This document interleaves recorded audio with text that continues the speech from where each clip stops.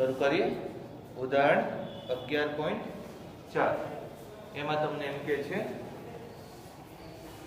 કે 5.4 ગુણ્યા 10⁶ મીટર પ્રતિ સેકન્ડની ઝડપથી ગતિ કરતા ઇલેક્ટ્રોન અને 3 મીટર પ્રતિ સેકન્ડની ઝડપથી ગતિ કરતા 150 ગ્રામના બોલ સાથે સંકળાયેલી ડી બ્રોગલી તરંગ લંબાઈઓ ગણવાની છે. તો પહેલા તો આપણે ડી બ્રોગલી તરંગ લંબાઈ ઉદાહરણ નંબર છે 11.4. ડી બ્રોગલી તરંગ લંબાઈ શું લખાય છે? h/p બરાબર, અથવા તો m ગુણ્યા v. આ સૂત્ર છે. એમાં તમને એક ઇલેક્ટ્રોન આપેલો છે 5 ગુણ્યા 10⁶ જેટલી ઝડપથી ગતિ કરે છે. એટલે અહીંયા લખીએ કે ઇલેક્ટ્રોન માટે 6.600 ને લખતા જ જજો બરાબર. 10⁻34 ઇલેક્ટ્રોનનું દળ છે 9.1 10⁻31 અને એની ઝડપ તમને આપી દીધી છે 5.4 ગુણ્યા 10⁶. 5.4 ગુણ્યા 10⁶. આ એની ડી બ્રોગલી તરંગ લંબાઈ આવશે. ઝડપથી ગણી નાખો જે શું આવે છે. થોડું કપાય છે, કઈ વાંધો નહીં.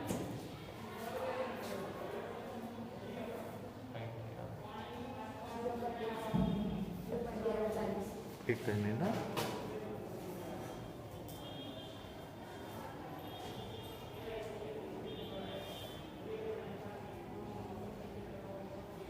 કેટલો આવે? 0.1348. 10 ની કેટલી ઘાત થશે? ઉપર 3 વધશે અને 6 ઉપર જતી રહેશે પાછી, એટલે 10⁻9 એવું આવે છે. 0.135 નેનોમીટર બરાબર આવું થશે. ચલો હવે કોની માટે વાત કરવાની છે? બીજા એક બોલ છે 150 ગ્રામનો અને એની ઝડપ પણ 30 મીટર પ્રતિ સેકન્ડ આપેલી છે. બોલ માટે એમાં એક વસ્તુ લખશું 6.625 10⁻34 ભાગ્યા એનું દળ આપેલું છે કેટલું? 150 ગ્રામ છે એટલે 0.150 કિલોગ્રામ. 30 એની ઝડપ છે 30 મીટર પ્રતિ સેકન્ડ બરાબર.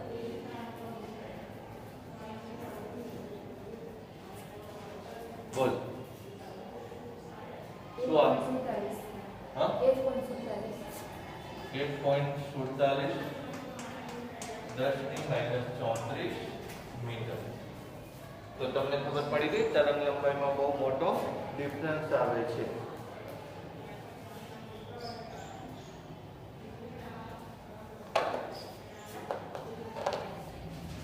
બરાબર. 1.47 ગુણ્યા 10⁻34 જેવું આવે છે બરાબર. હવે 11.4 11.5 માં દાખલો બરાબર. એનો પ્રશ્ન એકવાર જોઈ લો.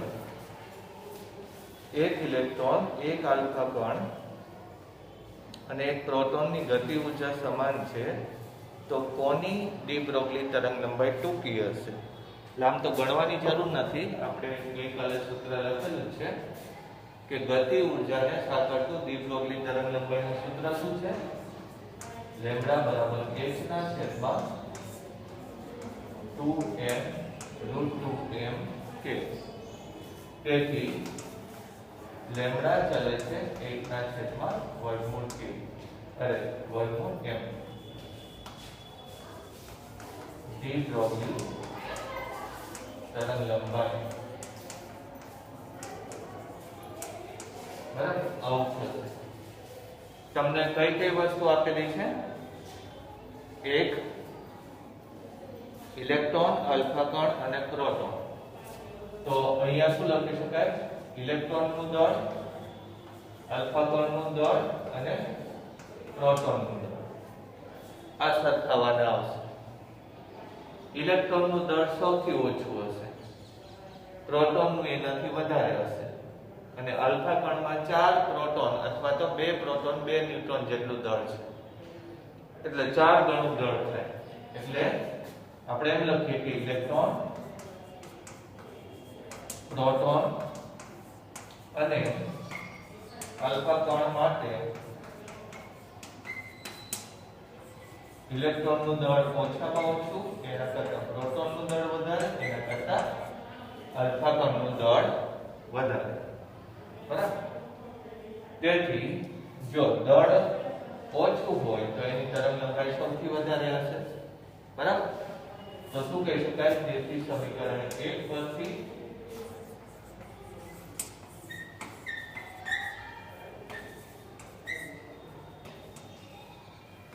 ઇલેક્ટ્રોનની દ્વિધ્રુવી તરંગલંબાઈ કરતા પ્રોટોનની દ્વિધ્રુવી તરંગલંબાઈ નાની હશે, એના કરતા આલ્ફા કણની દ્વિધ્રુવી તરંગલંબાઈ નાની હશે. બરાબર? આ રીતે સીધો જ જવાબ તમે લખી શકો. જોવો જોઈએ તો સૌથી ટૂંકી તરંગલંબાઈ કોની હશે? આલ્ફા કણની તરંગલંબાઈ સૌથી ટૂંકી હશે.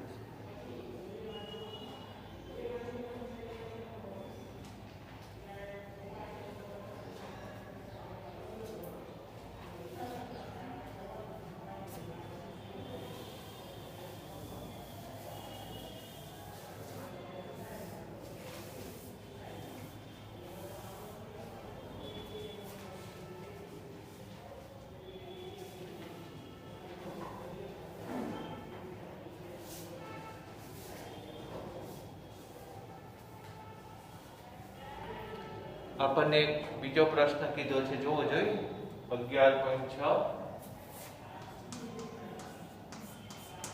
એમાં એમ કીધું છે કે કોઈ કણ ઇલેક્ટ્રોન કરતા કેટલા ગણી ઝડપે જાય છે? 3 ગણી ઝડપે જાય છે અને એની ડી બ્રોગલી તરંગલંબાઈનો 2 નો ગુણોત્તર આપેલો છે. તો કણોનું દ્રવ્યમાન શોધો. બરાબર? તો પહેલા તો આવું સૂત્ર લખવું પડશે. એટલે પહેલા એમ લખીએ કે કણ માટે અથવા તો m દળના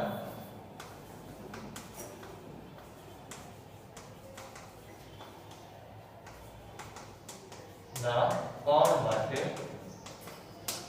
દ્વિધ્રુવી તરંગલંબાઈ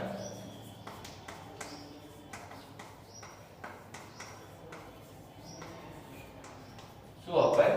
લેમ્બડા બરાબર h ના છેદમાં mv આવું લખાશે.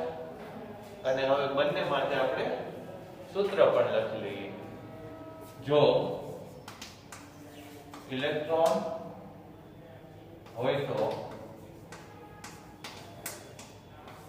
લેમ્બડા e h m નો me અને vt. જો કણ હોય તો પાર્ટિકલ માટે p એમ લખો, vt આમ લખાશે. તમને ડી બ્રોગલી તરંગલંબાઈનો ગુણોત્તર આપ્યો છે, એવું છે ને? તો ઇલેક્ટ્રોન અને કણના ડી બ્રોગલી તરંગલંબાઈનો ગુણોત્તર લઈ લો ઇઝ ઇક્વલ ટુ h તો નીકળી જશે એટલે mp ભાગ્યા vt me into vt me into vt mp ભાગ્યા mp into vp આવું થશે. બરાબર? ઓકે. હજુ આને ઇક્વલ કરીને mp ભાગ્યા me એવું લખીએ. હવે તમને એમ કીધું છે કે કણનો વેગ ઇલેક્ટ્રોનના વેગ કરતા કેટલો છે? 3 ગણો. આવું લખાય?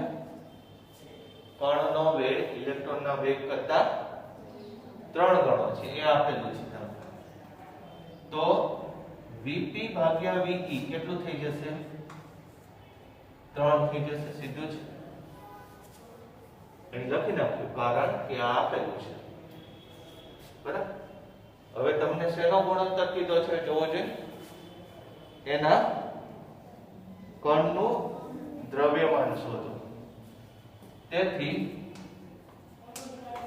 mp બરાબર જો લેમ્ડા p mp ગુણ્યા 3 બરાબર આવું થશે. હવે દ્વિબ્રોગલી તરંગ લંબાઈનો ગુણોત્તર તમારી પાસે છે અને ઇલેક્ટ્રોનનું દળ પણ એટલે 1.813 ગુણ્યા 10 ની -4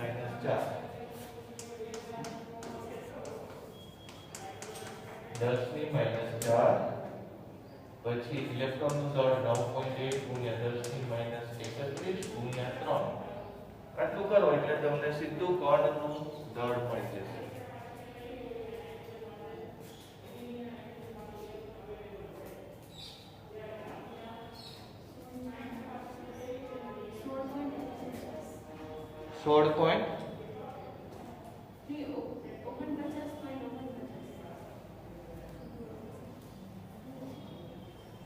કેટલું આવે છે પણ આમાં તો કંઈક જુદું આવે છે.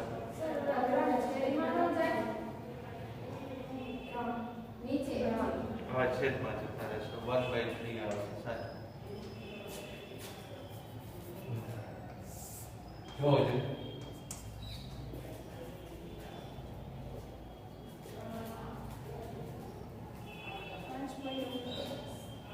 5.49 10 ની કેટલી ઘાત આટલું છે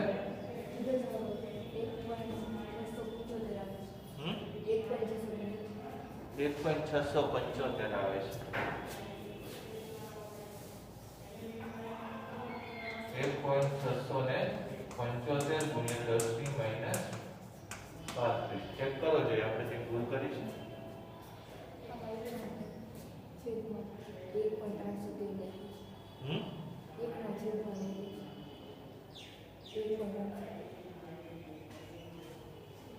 ના એ તો નહીં, છેલ્લો છે જવાબ આપણે સીધો 1.675 તો આવી ગયો.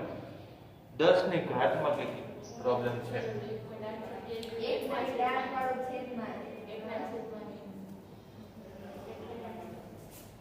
હા લેમ્ડા e ભાગ્યા એમાં p ભાગ્યા e આવે. આની કિંમત એ લોકોએ 1 મિનિટ જો એમને સૂત્રમાં પહેલા ઇલેક્ટ્રોન લખેલું છે જો અરે પ્રશ્નમાં ઇલેક્ટ્રોન ના બરાબર છે. કણ અને ઇલેક્ટ્રોનની દ્વિબ્રોગલી તરંગ લંબાઈનો ગુણોત્તર જો પ્રશ્નમાં શું લખ્યું છે કણ અને ઇલેક્ટ્રોનની દ્વિબ્રોગલી તરંગ લંબાઈનો ગુણોત્તર.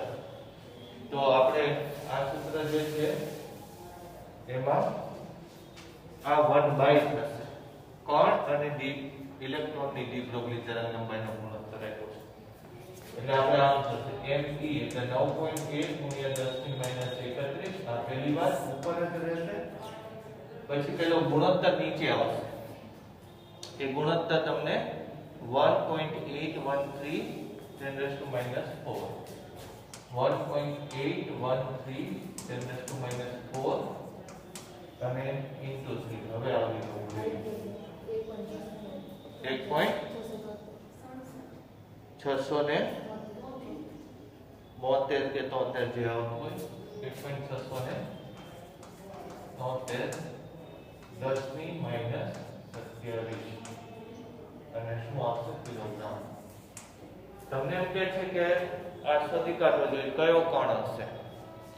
તો આ કણ તમને ખબર છે 1.67 × 10⁻⁷ કિલોગ્રામ કોણ છે પ્રોટોન છે પ્રોટોન ઓર ન્યુટ્રોન લગભગ સેમ જ એનું દળ છે એટલે તે પ્રોટોન કે ન્યુટ્રોન હોઈ શકે.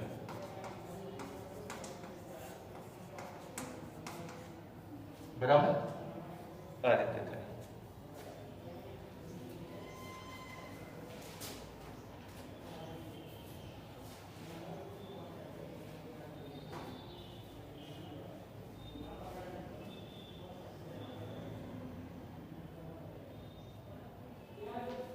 આ બાજુનું પૂછી નાખો.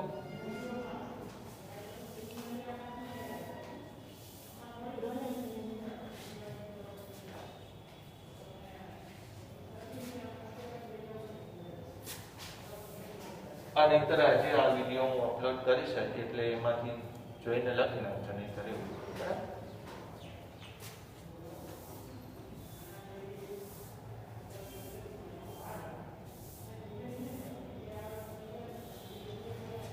ચલો એક દાખલો છે હજી. 100 વોલ્ટના વિદ્યુત સ્થિતિમાનના તફાવત વડે પ્રવેગિત કરેલા ઇલેક્ટ્રોન સાથે સંકળાયેલી ડી બ્રોગલી તરંગ લંબાઈ કેટલી હશે?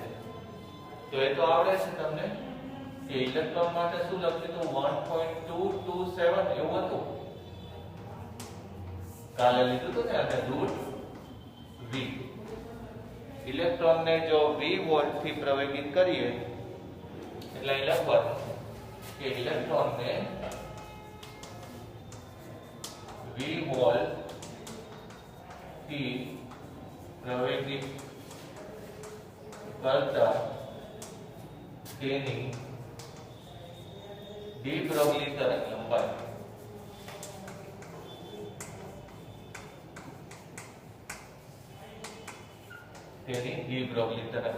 આટલું થાય.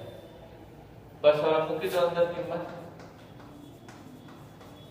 v કેટલું આપી છે તમને? 100 વોલ્ટ. 100 નું વર્ગમૂળ 10.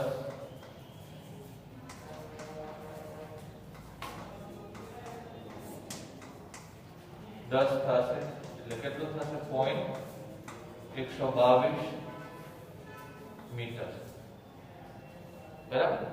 નેનોમીટર છે, સોરી આ શું છે? નેનોમીટર હતું. આ પણ શું થશે? નેનોમીટર. બરાબર. એનો જવાબ નેનોમીટરમાં હતો. બોલો, ખ્યાલ આવી ગયો? ચાલો.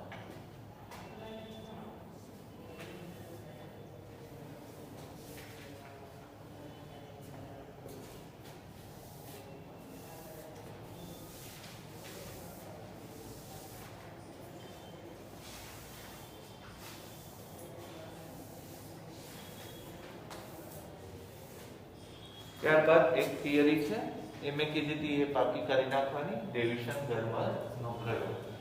બ નથી બોલાતો, જ બોલાય છે. ડેવિશન જર્મર નો એક્સપેરિમેન્ટ. બરાબર. પણ ચોપડીમાં ગર્મર એવો શબ્દ લખેલો છે. ડેવિશન જર્મર એક્સપેરિમેન્ટ. એટલે આ પ્રયોગની અગત્યતા શું છે? તો કે આપણે અત્યાર સુધી એવું લીધું કે ફોટો ઇલેક્ટ્રિક અસરથી વિકિરણ કોણ હોય છે એની સાબિતી મળી. તો ડી બ્રોગલીએ જે કીધું કે કણ એ તરંગ બની શકે છે, તો એની સાબિતી આમાં મળી જાય છે આપણને આકસ્મિક રીતે. બરાબર. તો પહેલા તો એ પ્રયોગનું થોડું વર્ણન કરવાનું. તમે પ્રયોગમાં જે આકૃતિ આપેલી છે એ આકૃતિ લઈએ. એમાં એક કોઇલ હોય છે. કોઇલમાં શું કરે? એ શું કામ કરે? તો કે ગરમી આપવાનું કામ કરે. પછી ત્યાં પ્લેટ જેવું રાખેલું હોય એટલે એમાંથી ઇલેક્ટ્રોન નીકળે. બરાબર. ઇલેક્ટ્રોનનો પ્રવાહ નીકળે. પછી એક નાનું એવું આ રીતનો માર્ગ, આપણે ધાતુની પ્લેટની વચ્ચે છિદ્ર જેવો માર્ગ, એટલે એમાંથી નીકળતા ઇલેક્ટ્રોનને પાતળી કિરણાવલી આ રીતે મળે તમને. બરાબર.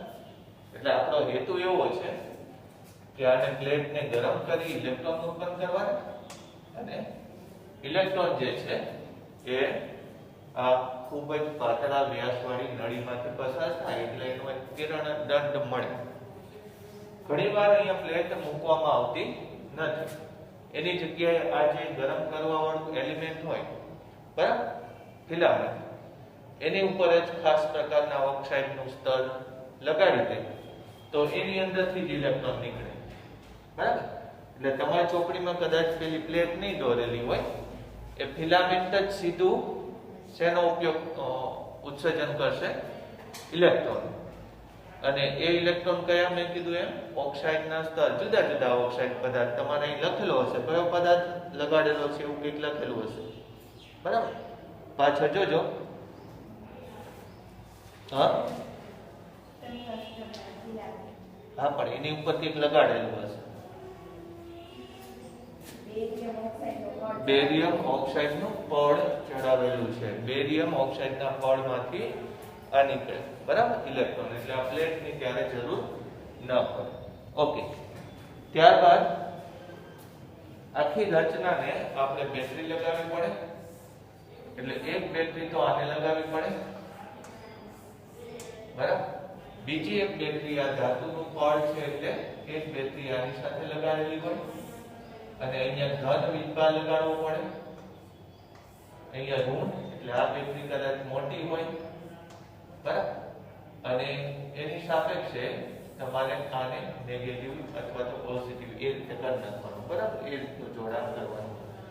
અને કદાચ વધઘટ જો વોલ્ટેજ કરવી હોય તો એ પણ સગવડ આપેલી છે. વધઘટ વોલ્ટેજ કરવો હોય તો અહીંયા આ રીતની એક ગોઠવણી કરવી જોઈએ, બરાબર. એટલે અહીંયા તમે વોલ્ટેજ બદલશો તો આ ધન પ્લેટ બનશે અને આ છેડો ઋણ અથવા તો આ તકતી ઋણ. આ તો તકતી તો છે જ નહીં એટલે એને લગાડવાની જરૂર નથી, બરાબર. ઇલેક્ટ્રોન અહીંયા જે ઉત્પન્ન થાય એ આ પ્લેટ તરફ આકર્ષાય, બરાબર. અને એમાં ઘણા બધા ઇલેક્ટ્રોન અહીંયા એબ્સોર્બ થઈ જશે, પણ અમુક ઇલેક્ટ્રોન આની બહાર નીકળી જાય એ પાતળી વીણાવાળી રચના. પાછો જુદો જુદો વોલ્ટેજ આપણે લગાડી શકીએ છીએ. જો આ સ્ટેટને બદલશો એટલે આ બે વચ્ચે જુદો જુદો વોલ્ટેજ લાગુ પડે અને ઇલેક્ટ્રોનને E ગુણ્યા V સૂત્ર પ્રમાણે જુદી જુદી ઉર્જા મળ્યા કરે. એટલે ઇલેક્ટ્રોનનો ઘણીવાર વેગ વધારે હોય, ઘણીવાર વેગ ઓછો હોય. વોલ્ટેજ વધારે રાખશો તો અહીંથી અહીંયા સુધીમાં ઇલેક્ટ્રોન ખૂબ વધારે વેગે પહોંચી જશે. વોલ્ટેજ ઓછો હશે તો ઓછા વેગે પહોંચશે. પછી સામે આપણે કોઈ પદાર્થ ઉપર એને અથડાવવાનો છે. અત્યારે નિકલનો ટુકડો છે, નિકલના પદાર્થનો ટુકડો, એવું કંઈક વિચાર. અને ત્યાં આખી રચના જે છે એને આપણે વેક્યુમ એટલે કે નિર્વાત ચેમ્બરની અંદર રાખવાની. ત્યારબાદ આનાથી ચોક્કસ અંતરે આપણે આવું વર્તુળાકાર માર્ગ રાખેલો છે, બરાબર. આટલો આને ત્રિજ્યા તરીકે, એટલે આનાથી બધા અંતર સમાન છે. અને આ માર્ગ ઉપર આપણે એક સંવેદક એટલે કે સેન્સર રાખેલું છે. એ સેન્સરનું કામ શું છે તો કે અહીંયા ધારો કે આ રીતે બોક્સ જેવું છે, બરાબર. અંદર આપણે એક ધાતુનો ટુકડો રાખશું. ધારો કે અહીંથી આવેલા ઇલેક્ટ્રોન, અત્યારે એમ કહીએ કે ઇલેક્ટ્રોન આને ઋણ બનાવે તો આની સાથે હું ધન, સોરી, આ ઋણ, આ ધન, આ ઋણ, આ ધન, એવી કંઈક હું બેટરી લગાડીશ. અને અહીંયા હું શું લગાડી દઈશ, ગેલ્વેનોમીટર જેવું. એટલે થાય શું જો તમે વિચારો. આ આમ તો સેન્સર છે, આનું વર્ણન કરવાની જરૂર નથી. એક છિદ્ર હોય, છિદ્ર મારફતે ધારો કે કોઈ ઇલેક્ટ્રોન અંદર પ્રવેશે તો આ ધાતુની અંદરની પટ્ટી ઉપર અથડાય. એટલે એ ઇલેક્ટ્રોનને આ ધન વિભાગ ખેંચે. સાથે આ ઋણ છે એટલે ઇલેક્ટ્રોનના માર્ગને અથવા તો ઋણ ન લો તો ગ્રાઉન્ડિંગ કરી નાખવું હોય, અર્થિંગ કરી નાખવું. આને તમે ઋણ ન લો તો આને અર્થિંગ કરવું હોય, એમાં કંઈ ફેર પડતો નથી, બરાબર. આને અર્થિંગ કરી નાખવું. એટલે આખા આ માર્ગે હું અત્યારે જોડી દઉં એટલે તમને સમજ પડે. એટલે આ માર્ગે અંદર આવેલો ઇલેક્ટ્રોન પસાર થાય અને ગેલ્વેનોમીટરમાં પ્રવાહ પસાર થાય. રચના આવી છે. અને શૂન્યાવકાશ કરવું હોય એટલે અહીંયા જે ઇલેક્ટ્રોન આપલે થાય છે એ ઇલેક્ટ્રોનના માર્ગમાં કોઈ હવાના વાયુઓ નડે નહીં. ઇલેક્ટ્રોનને જ્યાં જવું હોય ત્યાં જઈ શકે. હવા હોય તો શું થાય, એની સાથે ઇલેક્ટ્રોન અથડાય, બરાબર, અને એનો વ્યય થાય. ઓકે. હવે આમાંથી ઇલેક્ટ્રોન આમ બંદૂકની ગોળીઓની જેમ આની ઉપર અથડાય છે. એટલે એ ઇલેક્ટ્રોન પાછું તમે વિચારો કે રેતી હોય મારી પાસે અને હું આમ એની ધીમી ધાર કરું નીચે ફ્લોર ઉપર તો એ રેતીના ટુકડા ઉછળે. પણ લગભગ રેતી બધી દિશામાં સરખી ઉછળે, બરાબર? તમે અહીંથી આમ રેતીને પડવા દો તો થોડીક વાર જુઓ તો ચારે તરફ રેતી સરખી ફેલાયેલી હોય, બરાબર? તો ઇલેક્ટ્રોન અહીંયા જે અથડાય છે ચારે તરફ આમ સરખી રીતે ફેલાય છે, એટલે ઇલેક્ટ્રોન આ દિશામાં બધી જગ્યાએ એનો આવવાનો અથવા તો એની સંખ્યા ઓલમોસ્ટ કેવી થવી જોઈએ? સરખી. બધી જગ્યાએ પ્રવાહ કેવો આવવો જોઈએ? સરખો આવવો જોઈએ. ઇલેક્ટ્રોન જો વધારે કોઈ જગ્યાએ જતા હશે તો પ્રવાહ વધઘટ થશે, નહીતર પ્રવાહ સરખો આવશે. ઓકે, એટલે આ જો નિકલનો સ્ફટિક સરખો હોય એટલે કે સ્ફટિકમાં કોઈ ખામી ન હોય તો આપણી ધારણા પ્રમાણે પ્રવાહ સમાન આવવો જોઈએ. હવે થોડીક બીજી વાત કરીએ. આપણે વ્યતિકરણ લીધેલું છે, બરાબર? વ્યતિકરણમાં યંગના પ્રયોગમાં સલાહકાઓ સહાયક વ્યતિકરણ માટેનું સૂત્ર આવું હતું: પથ તફાવત બરાબર n લેમ્ડા, તો સહાયક વ્યતિકરણ થાય, આવું એક સૂત્ર હતું. અને ત્યાં તીવ્રતા વધારે. પણ આ કોની માટે હતું? પ્રકાશ માટે હતું. એ ઘટનામાં એ તરંગ અગ્રનું વિભાજન કરે છે, એટલે કે વ્યતિકરણ બે રીતે બની શકે. એક તો આવી રીતે વ્યતિકરણ બની શકે. યંગના પ્રયોગમાં શું કર્યું હતું? એને આ બે સ્લીટો રાખેલી અને તરંગ અગ્ર આમ આપાત કરીને તરંગ અગ્રના ટુકડા કરીને એને સંપાત કર્યા હતા એકબીજા ઉપર. આ બે ઉદ્ગમો સુસંબંધ ઉદ્ગમો મેળવવાની યંગની રીત હતી. પણ એક બીજી રીત છે આપણી પાસે, એમાં પ્રકાશને પારદર્શક સપાટી ઉપર આપાત કરવાનો અને થોડો પ્રકાશ આમ અંદર જાય, ત્યાં પાછો પરાવર્તિત થાય અને અહીંથી કદાચ બહાર નીકળે, પણ બધો નહીં, આમે જતો રહે થોડો, પછી અહીંથી પરાવર્તન થાય, વાત સમજાય? આવું થતું હોય.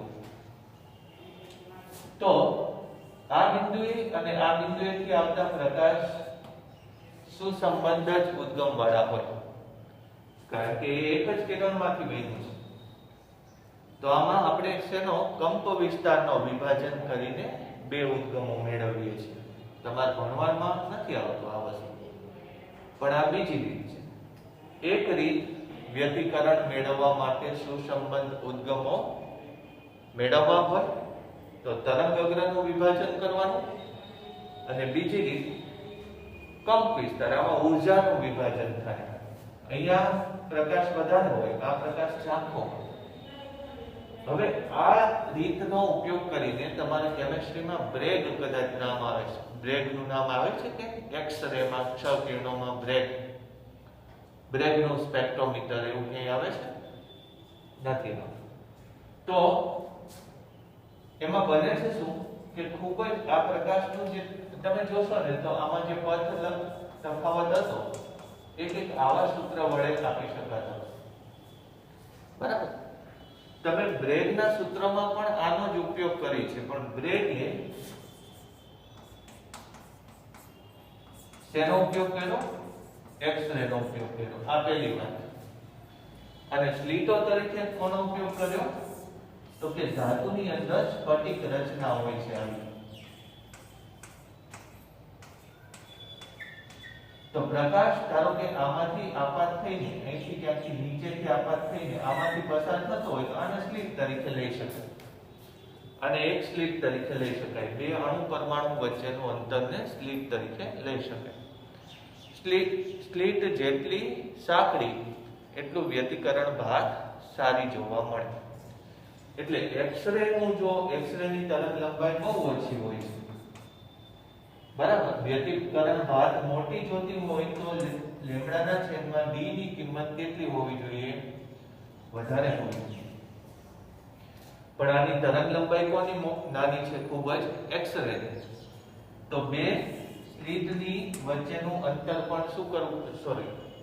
તરંગ લંબાઈ ખૂબ નાની છે તો સ્લિટો વચ્ચેનું અંતર પણ કેટલું હોવું જોઈએ? સ્લિટની પહોળાઈ પણ કેટલી હોવી જોઈએ? નાની હોવી જોઈએ, બરાબર? તો વ્યતિકરણ સારું મળશે. ટૂંકમાં આવી કંઈક વાત છે. અત્યારે આપણે આવવાનું નથી, પણ આ મેં થોડુંક સમજાવી દીધું. એનું આના જેવું જ એક સૂત્ર છે પણ થોડુંક જુદું સૂત્ર છે. પણ આપણે જુદું એ સૂત્ર લેવાનું નથી, ચોપડીમાં નથી આપ્યું, પણ હું તમને ખાલી એના દ્વારા એમ સમજાવવા માંગુ છું કે તમે ધારો કે સ્ફટિકોનો ઉપયોગ કરીને વ્યતિકરણ મેળવો છો. જેમ કે આ સ્ફટિક ઉપર મેં એક્સ-રે આપાત કર્યું અને આ દિશામાં અહીંયા પડદો રાખ્યો, આ દિશામાં તીવ્રતા ખૂબ ઊંચી મળી, પણ પછી પ્રકાશની તીવ્રતા એટલી મળી નહીં કઈ કોઈ જગ્યાએ. વળી પાછી આ જગ્યાએ તીવ્રતા ખૂબ ઊંચી મળી. પ્રકાશની વાત કરું છું, એક્સ-રે આપાત કરીએ છીએ કોની ઉપર? સ્ફટિક ઉપર.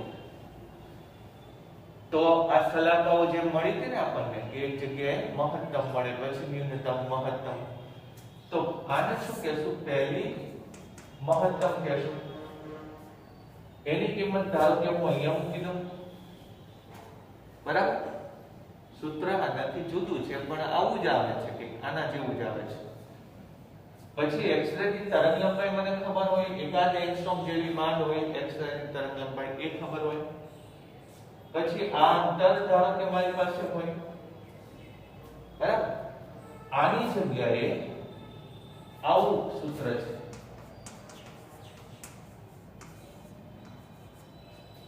આની જગ્યાએ આપણી ચોપડીમાં જ છે આ સૂત્ર d. એટલે મેં કીધું d આમાં આવી જશે. આ વસ્તુ તમને ખબર છે, લેમ્બડા તમને ખબર છે, તો ખૂણાની ખબર પડી જાય, બરાબર? સોરી, આ d નથી ખબર. d ક્યાંથી ખબર હોય? d એટલે સ્લિટની પહોળાઈ. ખૂણાની ખબર પડી જાય. અહીંયા આ કેટલો ખૂણો છે એની સાથે ખૂણો નથી લેવાનો, જો કે આની સાથે લેવાનો હોય. કોની સાથે? પ્રકાશ ત્યાંથી આપાત કરેલો હોય એની સાથે લેવાનો હોય. તો એ ખૂણો ખબર પડી જાય તો એના દ્વારા તમે શું ગણી શકો? બે કણો વચ્ચેનું અંતર એટલે કે સ્લિટની પહોળાઈ ગણી શકો. બ્રેગના સૂત્રનો ઉપયોગ જ આ છે કે જુદા જુદા સ્ફટિકોની અંદર કણો કેટલા કેટલા દૂર ગોઠવાયેલા છે એ આવા કંઈક સૂત્ર મારફતે તમને ખબર પડી ગઈ. આની જગ્યાએ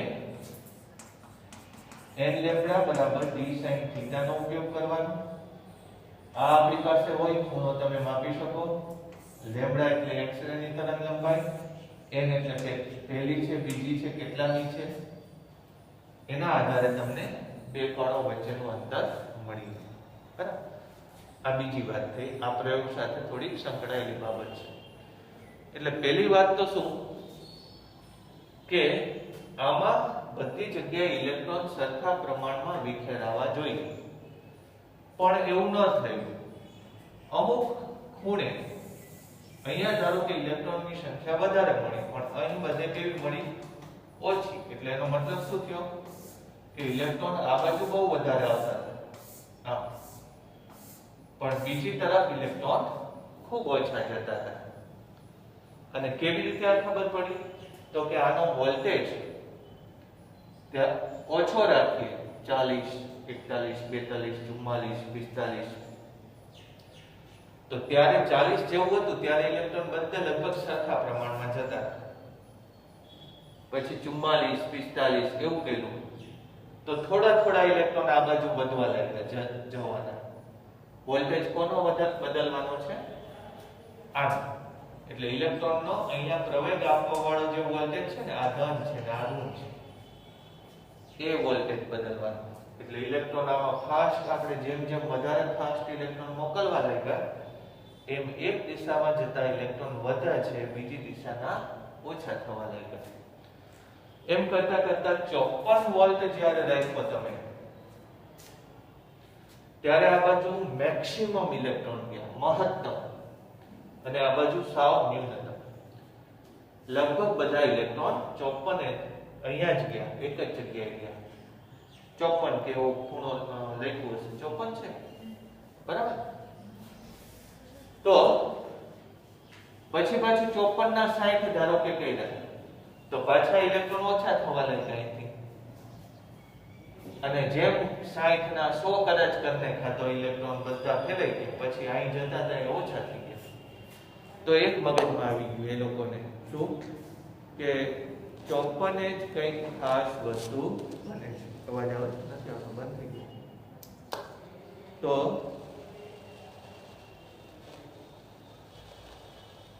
54 પછી ચાલો નાને કરવા 54 ઇલેક્ટ્રોન માટે કંઈક ખાસ બને છે જેથી બધા ઇલેક્ટ્રોન અહીંયા જાય છે.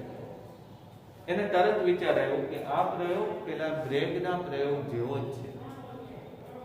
બ્રેગના પ્રયોગમાં શું હતું? એક્સ-રે આપાત કર્યા હતા, પણ અહીંયા કોણ આપાત કર્યું છે? ઇલેક્ટ્રોન આપાત કર્યું છે, બીજો કંઈ ફેર નથી.